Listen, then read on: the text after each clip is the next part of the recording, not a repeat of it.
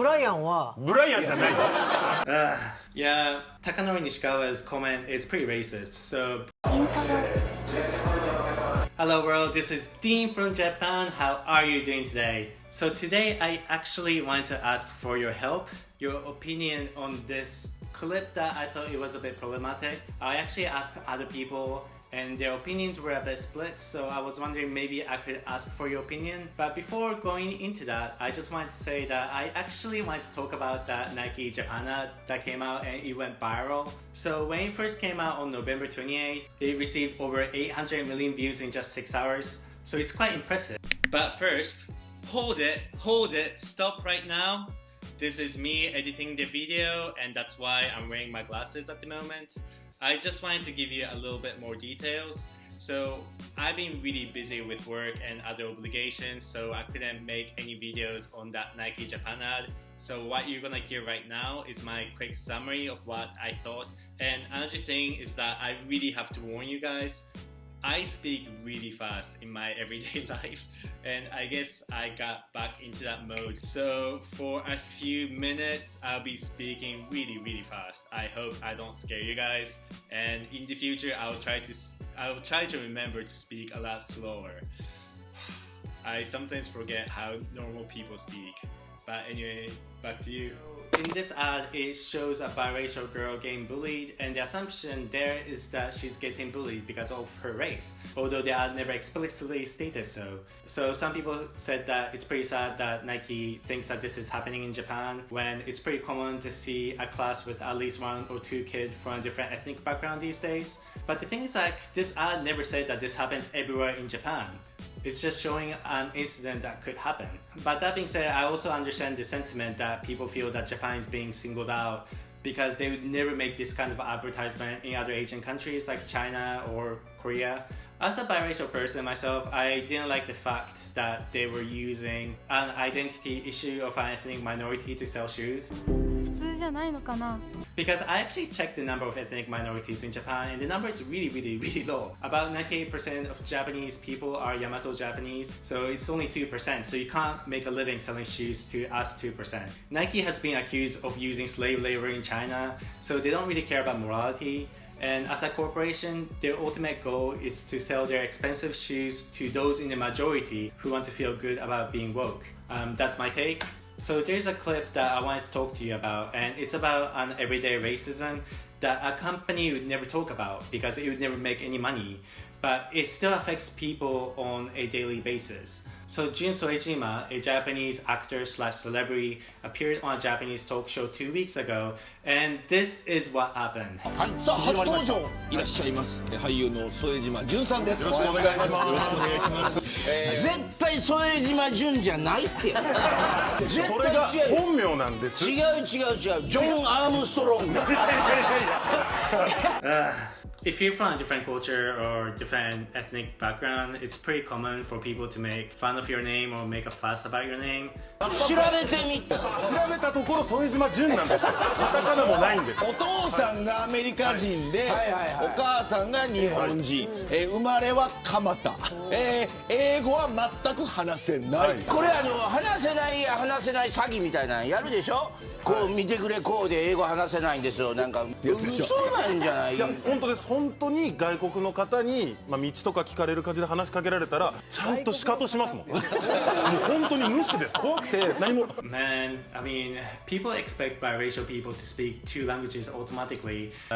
You actually have to learn languages, you know? You're not born speaking 2 languages. If he was born and raised in Japan, why would he speak English? So the other day, I was watching a video of Naomi Osaka on YouTube, and in the comment section, there were so many people saying that it's such a waste that she doesn't speak Japanese because she's half Japanese. And I was like, are you for real? She's the best women's tennis player in the world, and you're complaining that she doesn't speak Japanese?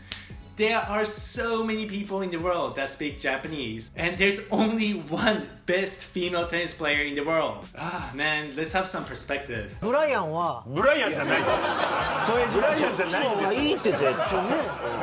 副島か淳でお願いします。ブライアンじゃない。Yeah, I mean, so that was T.M.Revolution or Takanori Nishikawa, who's a really talented singer, and I was a bit disappointed that he said that. But firstly, so Jun Soejima had a really rough upbringing, so he knows how to deal with difficult situations. So when he was in second grade, he apparently got kidnapped. But the kidnappers released him because they felt sorry for how poor his family was. But Takanori Nishikawa's comment is pretty racist. So Brian is a really successful and famous Japanese YouTuber. He's really, really funny and talented.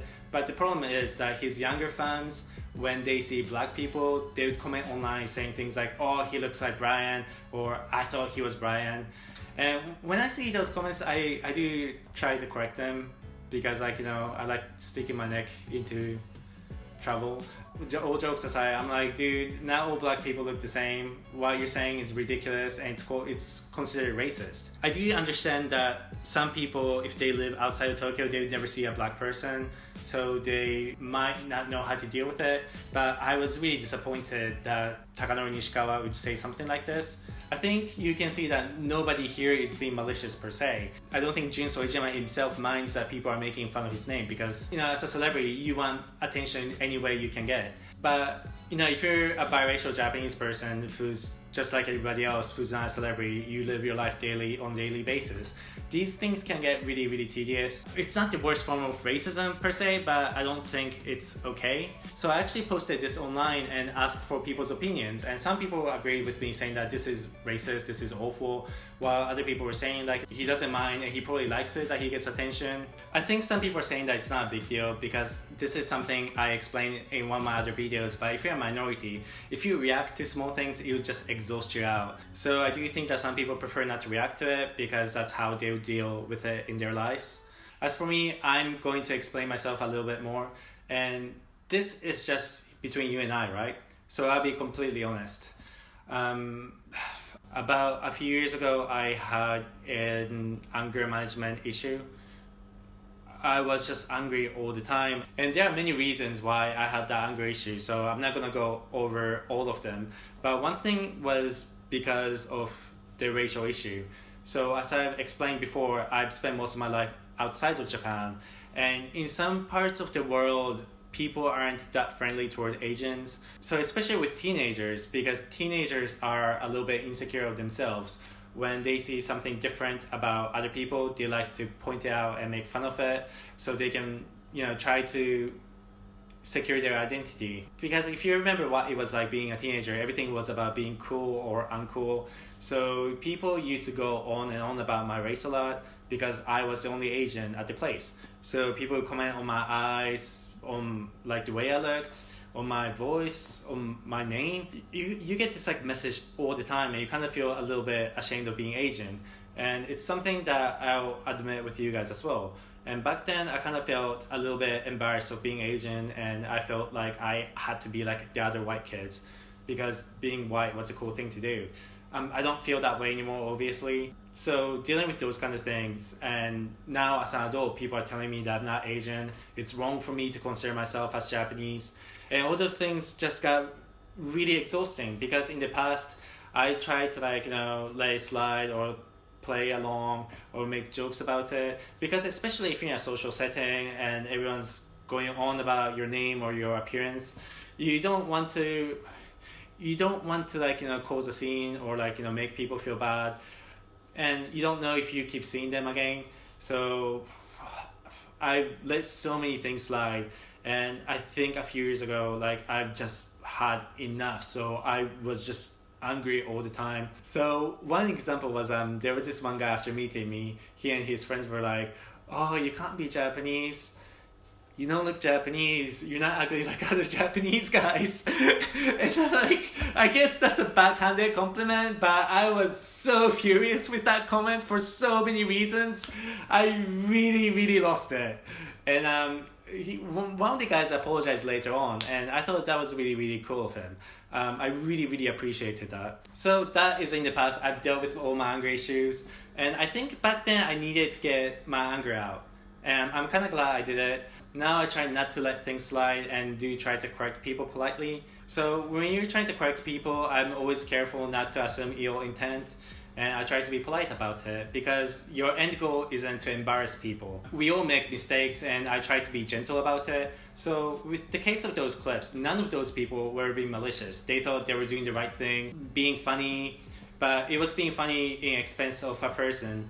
And even if Junso Ijima himself is okay, that sends a wrong message to the general viewers. If you were in that situation, how would you deal with it? Please do let me know about your response. It's always good reading people's comments, and I get so many comments from people from all over the world. It's really interesting to hear what people have to say. Before I end this video, I want to talk about Takanori Nishikawa a bit more. So Takanori Nishikawa is really famous for bodybuilding. He's really into workout and fitness. I think what happened was that as he was growing older, some of the notes he couldn't hit anymore, so he had to work out his muscles to hit those notes. And the way he works out is like, wow. He wears a mask so he gets less air and that works out his lungs. I'm like, wow. And he goes to 3 different gyms to work out. He says that he barely eat any carbs, which, I mean, I love noodles way too much to live like that. I don't think I can do it. Recently, he made the headlines because he recently entered in Best Body Japan Stiga competition as a general non-professional person. And he won the gold class. And he came out second in the model division. So he posted a tweet saying that recently, every time I appear on TV, people keep saying that I'm too tan or I look gross. But I've won in Best Body Japan competition. It's never too late to take up a challenge. This proves that being busy is not an excuse for having a good body. But man, seriously, you get paid to look good. You're a professional singer. I'm not saying he doesn't work hard, but look at some of the photo shoots he does. Do you think any average person would want to wear things like that and appear in front of the camera? He's successful, so he can afford to like pay for like personal trainer, dietitians. I mean, oh my god.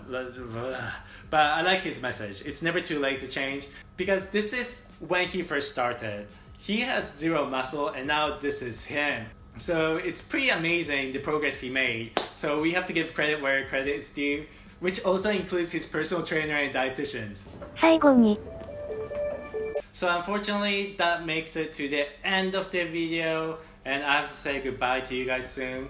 But I just want to say one more thing. I know I've been a bit sporadic when it comes to posting videos, but despite that, my subscriber count has surpassed the number of the devil, 666, and now it's 678. So thank you so much for everyone who has subscribed.